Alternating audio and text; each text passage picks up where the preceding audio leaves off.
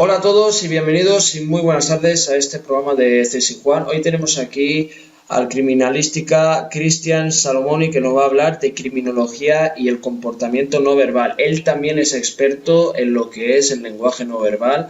Le damos la bienvenida.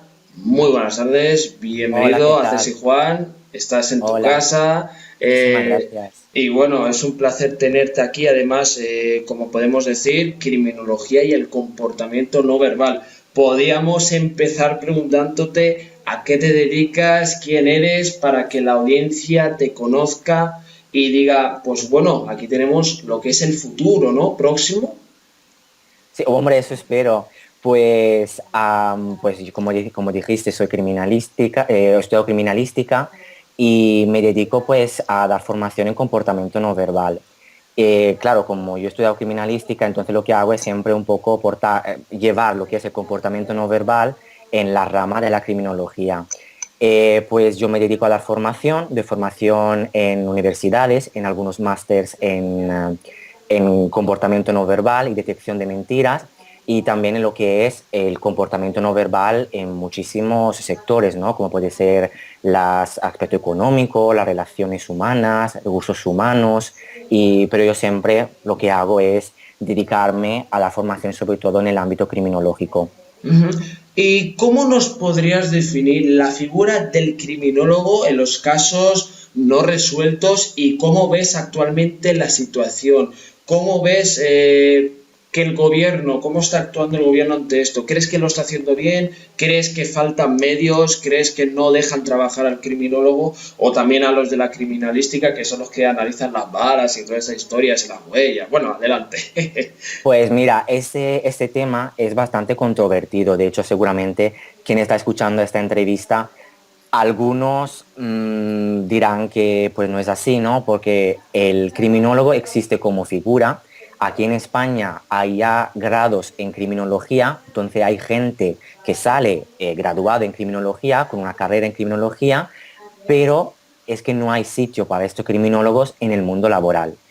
El criminólogo, pues yo creo que es una figura perfecta, además porque tiene muchas cosas de psicología, de derecho, tiene muchísimas cosas de muchas ramas, ¿no? Yo creo que el criminólogo tiene la llave para solucionar muchos problemas que, por ejemplo, pueden tener algunos ayuntamientos, a la ayuda a las víctimas, por ejemplo, pero es que el mundo de hoy no está preparado. O sea, hay esta idiosincrasia de tenemos criminólogos, pero no sabemos dónde situarlos.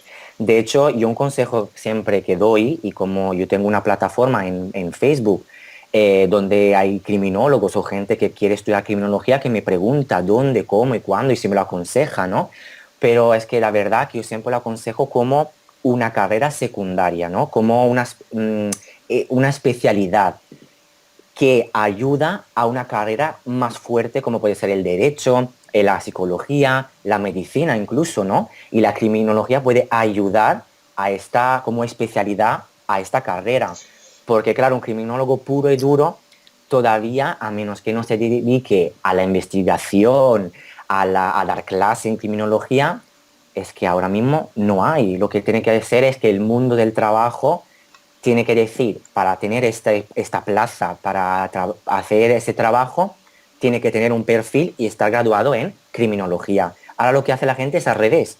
Son los policías que no tienen una formación universitaria muchas veces o formaciones universitarias diferentes de derecho o que no sea algo así relacionado al mundo del crimen. Lo que hacen ahora los policías, ¿qué es? Pues ahora es estudiar criminología, lo hacen al revés. Entonces es muy difícil ahora para un criminólogo entrar en el mundo del trabajo. Y te digo la última cosa, lo que pasa en Italia es un poco más seguro, porque ya en Italia no existe una carrera universitaria de grado en criminología. Así que no crea unas expectativas para la gente, para los jóvenes que luego no pueden encontrar trabajo. Lo que hace Italia es dar como una máster, especialidades, pero no una carrera como pasa aquí en España.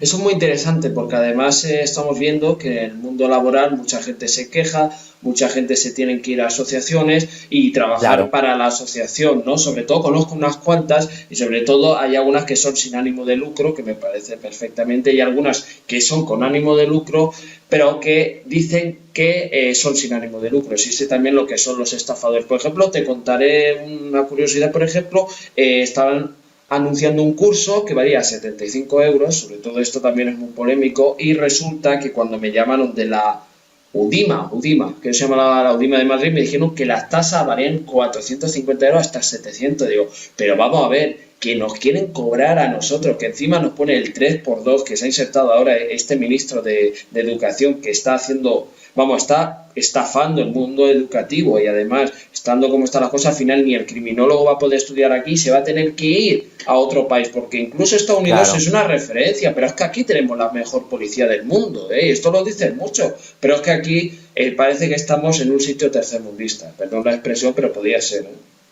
No, claro, es que el problema pues es esto, ¿no? O sea, crear expectativa a esos jóvenes, que está muy bien que hay colegios de criminólogos, que hay asociaciones muy buenas que promueven investigaciones, congresos, también becas, etcétera, etcétera. Pero el problema es que luego no hay trabajo y es por motivos sociales de ahora mismo que estamos en una crisis que parece que no estamos saliendo, que no vamos a salir nunca, pero también para otro lado porque no hay un sitio, no hay una figura para que este criminólogo pueda trabajar con todo lo que ha estudiado, con todas las herramientas, con todas las investigaciones que ha hecho, pues no hay, a menos que no se dedique a la investigación, pero eso no da para comer. Hay algunos sitios, me acuerdo que, vamos, es un caso famosísimo, ¿no? Porque es único que un ayuntamiento de Alicante, pues había una plaza de criminólogo en Alicante. ¿Y cuántos criminólogos hay en España? ¿Sabes? Pues hay miles, hay miles. Claro, por supuesto. Yo me acuerdo que yo estaba estudiando había hecho algunas asignaturas de criminología en Valencia hace 4 años y era el primer año que sacaban graduados en criminología. Y también lo que pasa con los criminalistas, que son dos cosas diferentes, la criminología lo que hace es, tiene como la tarea de prevenir el crimen y estudiarlo del por qué se ha hecho este crimen. Y tiene como variables, pues estudiar en primer lugar el delincuente, luego la víctima y luego el control social. Mientras que la criminalística lo que hace es estudiar el cómo y el quién ha hecho este delito, con todas las herramientas típicas de CSI, ¿no? O sea, la balística, la antropología, etcétera, etcétera. Y encima el criminalista es que es una figura que existe aquí, existe porque hay máster, donde salgo yo, por ejemplo, pero no hay una figura que puede trabajar en eso, no hay una criminalística privada. Todas las cosas de criminalística las hace la policía científica. Entonces no es como en América que hay gabinetes que, por ejemplo, te pueden hacer otros tipos de análisis que no hace la policía. El monopolio de esas análisis la tiene la policía científica. Uno, menos uno, que es la grafología, que la grafología forense sí que existe como gabinetes privados, pero otras cosas no. Ujú. También, cambiando de tema, que ahora vamos a la especialidad tuya de lenguaje no verbal, para aquellos que no conozcan esta materia, háblanos sobre lo que es el comportamiento no verbal y qué función tiene en estos casos policiales o... Claro, pues el comportamiento no verbal en general es todo lo que decimos sin decir nada, en el sentido, todo lo que lo dijimos con los gestos, con nuestra postura, con nuestro tono de voz, con nuestro ritmo de voz, con nuestra expresión facial, con cómo utilizamos el espacio. El comportamiento no verbal es importantísimo ya que la persona es imposible que no se comunique con la gente. Entonces es una variable muy importante a la hora de entender la otra persona. Y en el aspecto forense, en el ámbito forense, tiene una importancia extraordinaria, porque ahora mismo los investigadores que lo que hacen es perseguir el crimen, se dejan llevar, por ejemplo, de sus instintos o se dejan llevar de sus años de experiencia, ¿no? Y nunca falla, por ejemplo, en un interrogatorio criminal. Pero, claro, es que el mundo científico hay doctorados, hay investigaciones científicas que dicen que hay algunos descubrimientos de cómo el comportamiento no verbal puede ayudar a sacar informaciones al sospechoso que estamos analizando. Claro, muy interesante, por ejemplo, ¿qué tipo de estudios hay que hacer antes de proceder a este tipo de métodos al lenguaje no verbal? Hay que estudiar a la persona, ¿no? Infancia, sobre todo que muchos de estos criminales o delincuentes han tenido traumas psicológicos, han sido abusados sexualmente, han sido hasta violados, ¿no? Por lo tanto, ¿qué hay que hacer para hacer ese estudio? Hay que llevar tiempo, ¿no? Me imagino con... Mira, son dos estudios de verdad que son separados.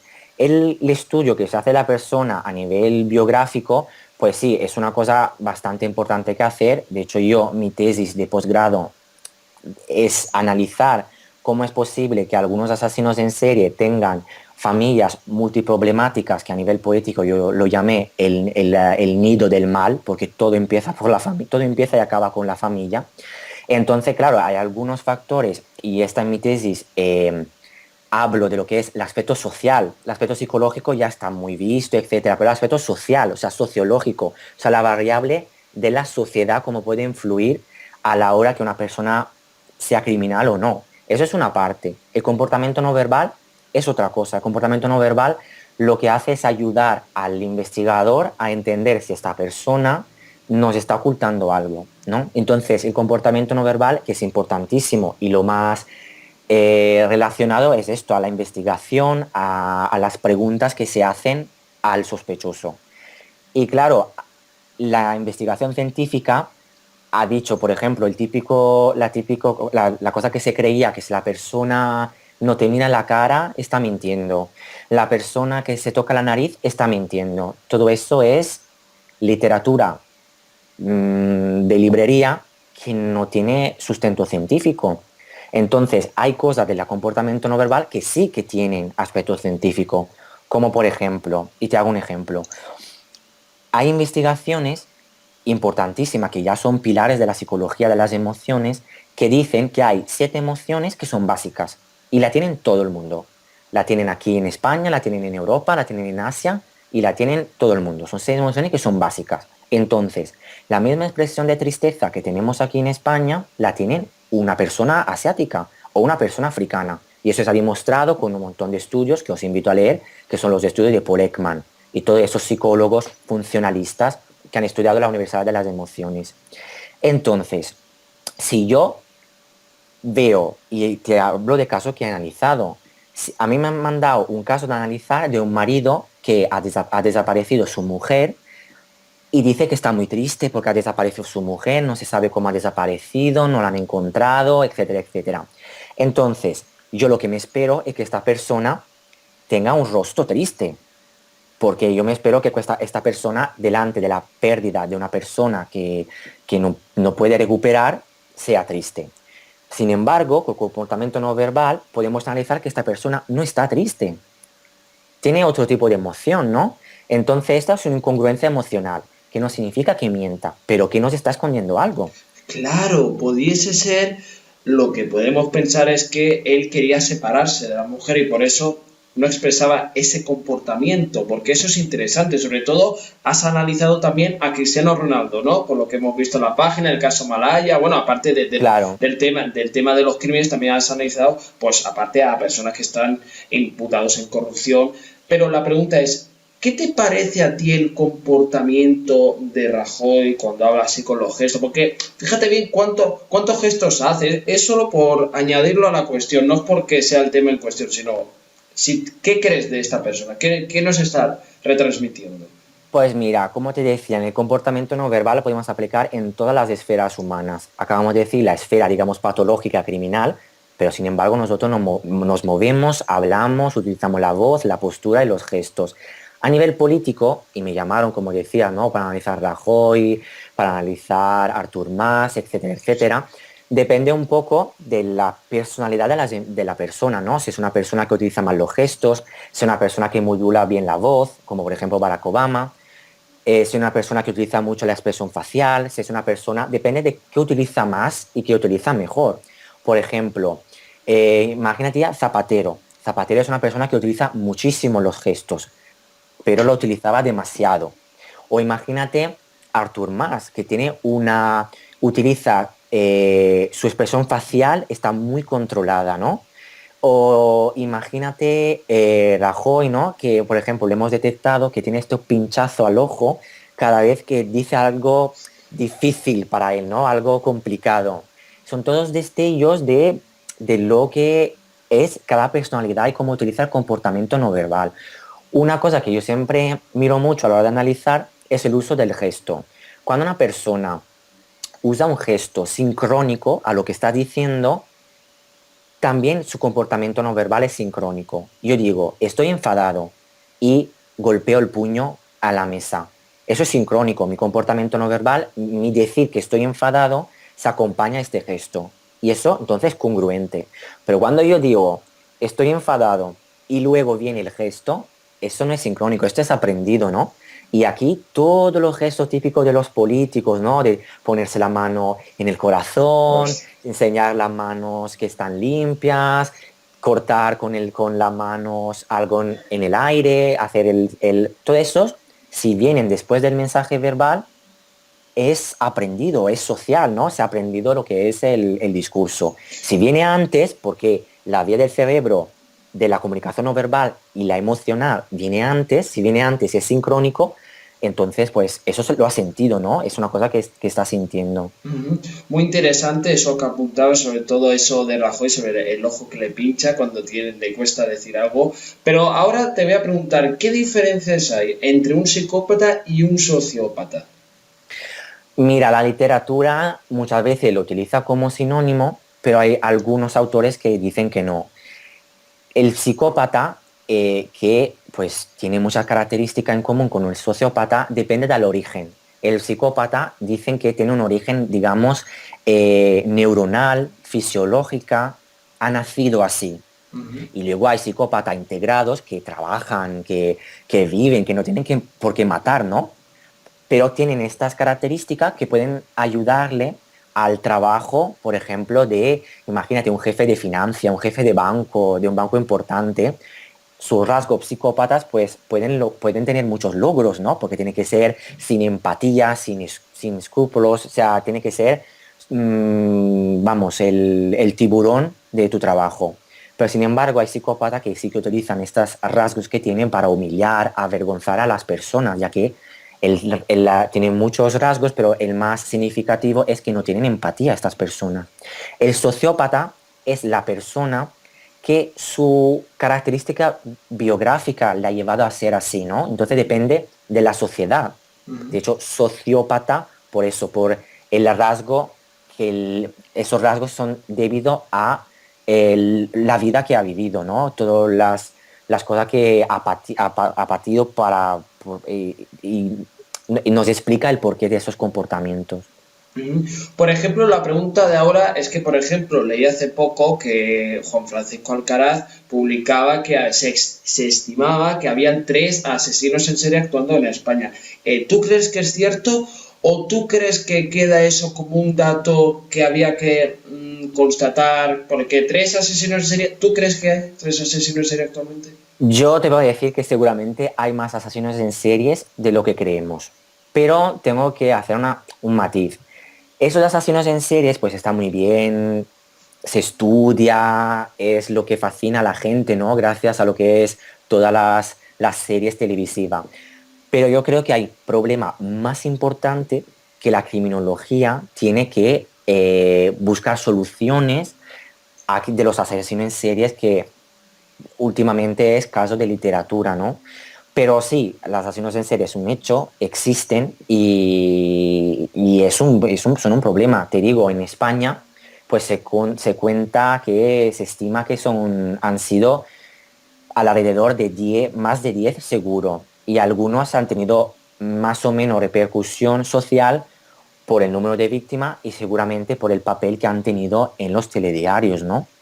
Ujú. Además, un caso, sobre todo en Valencia, hay muchos casos sin resolver y creo que, como comentabas, habías estudiado en Valencia. El hecho es, ¿tú qué opinas de que hayan 100 crímenes no resueltos en la Comunidad Valenciana? ¿A qué se viene eso? ¿A raíz de qué? ¿Cuál es tu opinión al respecto? Hombre, hay crímenes sin resolver en la Comunidad Valenciana, pero también en muchísimos sitios de España. Y la mayoría de asesinos en series, no sé por qué, pero salen de Barcelona. Hay un montón de Barcelona. asesinos en serie que tú lees la biografía y son de Barcelona, ¿no? Pero bueno, es que depende mucho del aspecto social, cultural, del momento.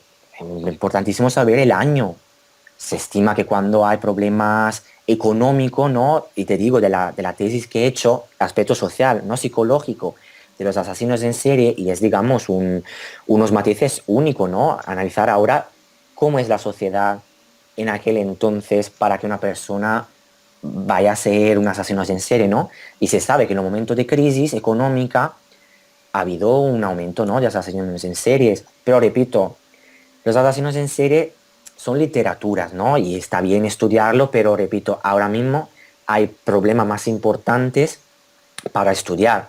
Pero sí, hombre, es muy fascinante, ¿no? Estudiar los asesinos en serie, todas las mentes criminales, CSI, y Pues está bien estudiarlo, ¿no? Para tener unos protocolos y para saber el por qué y cómo actúan, ¿no? claro, entrando en la última fase de la entrevista, lo que siempre nos preguntamos, vamos a ver, la gente, por ejemplo, mi canal se llama CSI, pero no significa que sea CSI tal, eso es un apodo que a mí me ha gustado. Pero bueno, el tema de ahora es que CSI y mentes criminales son totalmente diferentes y la gente cuando dice CSI es criminología, pero realmente CSI es lo que tú has estudiado, criminalística. Criminalística, sí. Claro, sobre todo hay que hacer una importante aclaración, que la gente tampoco diga que todo lo que se ve es cierto porque esos jets privados que tienen en mentes criminales no es así, viajan al precio del turista, es que es así, es que pasa que los americanos les gusta exagerar lo que es la cosa, la ansia, para que la gente diga, es que es verdad, tienen ahí, les paga todo el FBI. El FBI en verdad no va a hacer esos pagamentos tan brutales, porque si tuviesen un jet privado, hombre, todo el mundo va a querer eso.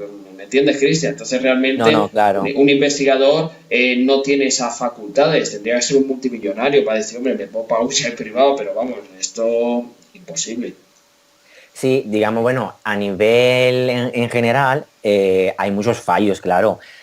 Los investigadores no llevan la bata que se ponen, ¿no? Esos trajes que sirven para no contaminar la escena del crimen, por ejemplo, que yo qué sé, las policías mujeres van en tacones, o por ejemplo, que en la misma escena del crimen haya 1.500 personas y todo tocando, cuando sí que hay protocolos que es de la investigación ocular, técnico, policial, y hay protocolos donde una persona tiene que tocar las cosas, los vestigios, los indicios, una persona tiene que fotografiar todo, hacer un croquis, se necesitan también un vídeo, y hay, ¿no? Unos parámetros, ¿no?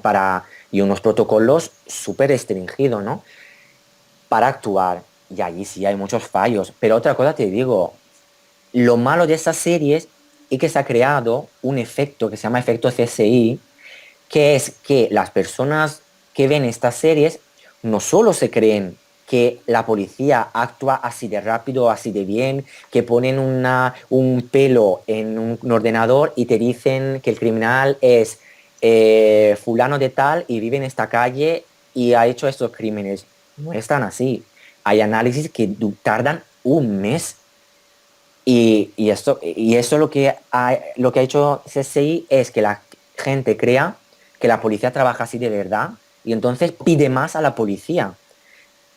Y si es la gente común, lo entiendo, porque son personas normales que miran la televisión.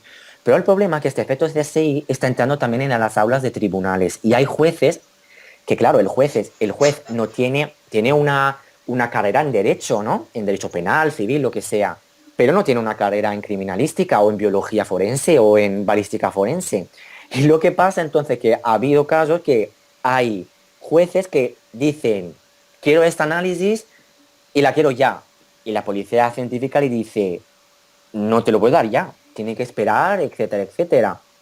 Que no es tan fácil como pasa en CSI. Entiendo, sobre todo hay un dato curioso que quiero añadir, sobre todo en un videojuego llamado Heavy Rain, un agente del FBI tiene una especie de gafas que con eso se pone un guante y empieza lo que es a arrasar la escena. Y realmente esas gafas ponían en el manual de instrucciones que ya se está haciendo uso de esas gafas y que incluso las he visto en venta y son gafas que, fíjate, que si se llega a poner en España sería un avance triplicado porque las escenas no serían contaminadas, es decir, no podrían ni contaminar porque igualmente queda la prueba.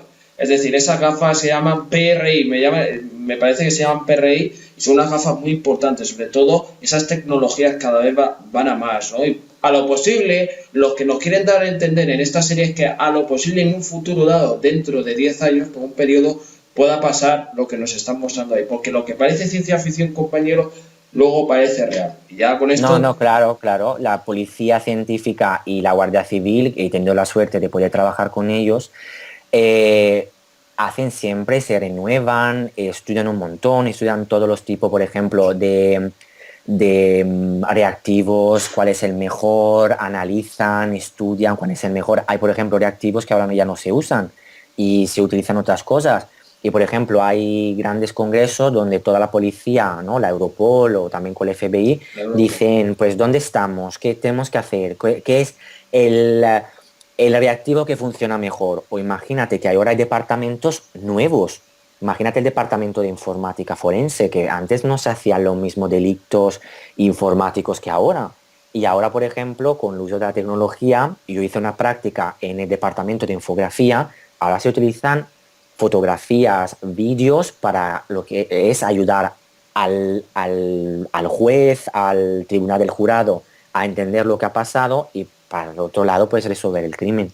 pues muy interesante. Y ya por último, sobre todo, darte las gracias, Cristian Salomoni, por haber estado aquí compartiendo en estos 30 minutos casi ya, pues el tema de lo que es, ¿no? El comportamiento no verbal. Creo que ya haremos otra entrevista sobre algún tema que indagaremos más a fondo de cómo es una escena del crimen, porque creo que, no sé si todavía se está viendo una escena del crimen, no has tenido oportunidad de revisar algún caso así, yendo a la escena de hace 30 años. No, mira, te repito, como todo lo lleva la policía científica, yo tengo la suerte de ver recreaciones, ¿no? De lo que es la escena del crimen.